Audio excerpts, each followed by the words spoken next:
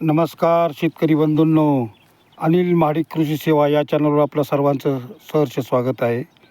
आज बघा जरा थोडंसं आभाळ आलं आहे आणि माझं चाललं आहे पाणी. आता कॅनलवर मोटर होती ती चोरीला गेली. बोरचं आपलं थोडं थोडं पाणी थोडंसं भिजवतो आहे का, ऊस भिजवतो आहे. ऊस चांगला आहे, आता बांधला आहे, 1-2-3 महिन्याचा ऊस आहे. कारण हेच आपलं खात्रीचं पीक आहे. आता तुम्ही तर बघितलं असेल की कांद्याची काय तारा चालली. अहो पाण्याची बाटली 20 रुपयाला आहे. अहो माती विकायला नेली ना, ते मातीसुद्धा दसऱ्याच्या वेळेस 20 रुपये किलोनी जाते. पण आमचा कांदा जातो आहे 5 रुपये, 6 रुपये, 7 रुपये. काय करायचं शेतकऱ्यांनी? किती वाईट परिस्थिती आहे, तुम्ही विचार करा. मग म्हणलं आपलं ऊस तरी निदान थोडंसं फिक्स पीक आहे, म्हणजे त्याच्यावर आपण जगू तरी शकतो. पण घाबरायचं नाही. जो घाबरत नाही तोच खरा शेतकरी असतो. दम धरायचा.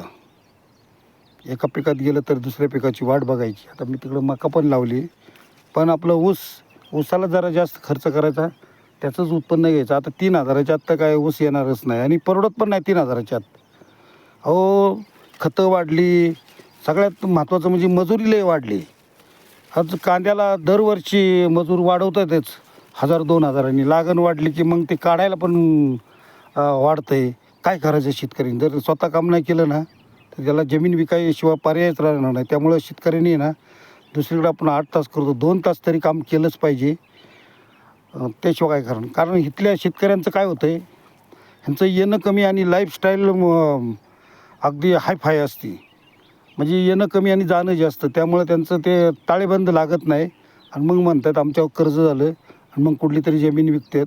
आपण लक्षात ठेवा, आपल्याला मागच्या पिढीने जमीन राखून ठेवली म्हणून आपण करतो आहे.